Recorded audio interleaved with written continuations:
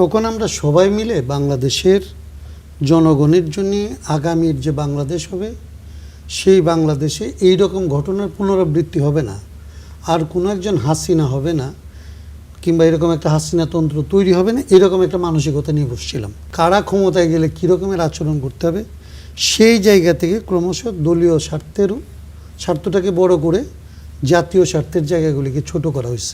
এইখানে আমরা যেটা দেখছি আর কি, যে হেলাল ভাইয়ের পার্টি হোক, মারদিয়াদের পার্টি হোক, কিংবা এখানে অনুপস্থিত আছে, প্রবলেমটা হয়েছে যে আমরা যখন আসলে এই জায়গাগুলিতে বসছিলাম কিংবা আসলে পরিস্থিতিটা যখন তৈরি হয়েছিল, তখন আমরা সবাই মিলে বাংলাদেশের জনগণের জন্য আগামীর যে বাংলাদেশ হবে সেই বাংলাদেশে এই রকম ঘটনার পুনরাবৃত্তি হবে না, আর কোনো একজন হাসিনা হবে না, কিংবা এরকম একটা হাসিনা তন্ত্র তৈরি হবে না, এরকম একটা মানসিকতা নিয়ে বসছিলাম।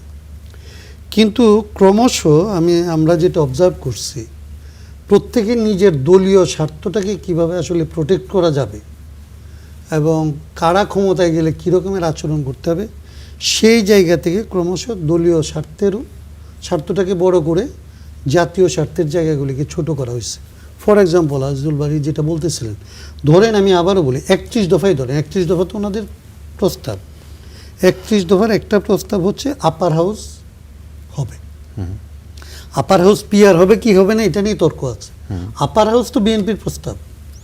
এখন আপার হাউস যদি আপনি করতে চান তাইলে সংশোধন আকারে এবার করার কথা বলতেছেন তো আজিজুল বারী, সংশোধনী আকারে এটা করলে বাংলাদেশের অভিজ্ঞতা হচ্ছে যে এই সংশোধনীগুলি টিকবে না আদালতে গেলে। কারণ বেসিক প্রিন্সিপাল বলে একটা থিওরি, এগুলি আজ থেকে প্রায় ধরেন ইন্দিরা গান্ধীর আমল থেকে এটা শুরু হয়েছে, সাবকন্টিনেন্টে এটা এখন এস্টাবলিশড একটা প্রিন্সিপাল। আপনি সংবিধানের মৌলিক কাঠামো সংশোধন করে পাল্টাইতে পারবেন। এখন ওনারা যদি ওনাদের প্রস্তাবের প্রতি আন্তরিক হয় তাহলে তো এমন একটা পদ্ধতির কথা ভাবতে হবে যে পদ্ধতিটা ওনাদেরকে ভবিষ্যতে ওনাদের করা প্রস্তাবটা টিকবে, সাস্টেন করবে। এখন এই জায়গাটার মধ্যে ওনাদের আপত্তি কেন হচ্ছে? আপত্তি হচ্ছে আরেকটা চতুরতা করতেছে। ওনাদের দুই দলের কথা বললাম আমি, এর বাইরে ঐক্য কমিশন একটা চাতুরি করছে। ঐক্য কমিশন ওনাদেরকে বাধ্য করার চেষ্টা করছে যে আপার হাউস হবে এবং আপার হাউস পিআর হবে, এইটাকে গণভোটের মধ্যে অন্তর্ভুক্ত করছে। গণভোটের হানার মধ্যে বিএনপি কিছুতেই আপার হাউস পিআরে যাবে না, আর ঐক্যবদ্ধ কমিশন আসলে পিআর ওইখানে ইনসার্ট করছে। 3.5টার কথা বলছে না, যে আধারটা নিয়ে আসলে প্রস্তাব সমস্যা, সেটা হচ্ছে আপার হাউস পিআর কিংবা মারদিয়া যেটা বললো, এরকম একটা দুইটা জায়গা।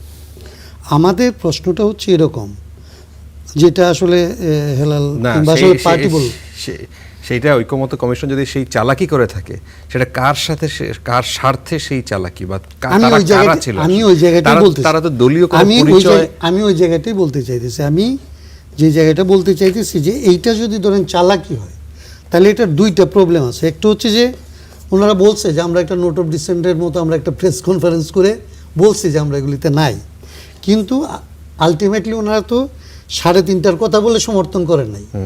ওনারা পুরো গণভোটটাকেই সমর্থন করে কিন্তু নির্বাচনের আগে পর্যন্ত দলের চেয়ারম্যান পর্যন্ত কথা বলছে। তার মানে আপনার ত্রুটি বিচ্যুতি সমেত আপনার ইচ্ছার বাইরেও তো আপনি এটাকে মেনে নিচ্ছেন। এবং কেন মেনে নিচ্ছেন এবং মেনে নিলে কী হয়, বিএনপির হয়তো ধরেন ইগোতে একটু লাগে, কিন্তু দেশ কিংবা জনগণের এমন কোনো ক্ষতি হয় না যেটা ধরেন বিএনপির একেবারে মারাত্মক একটা ক্ষয়ক্ষতির ভেতর দিয়ে যে তারপর এটা পূরণ করতে হবে।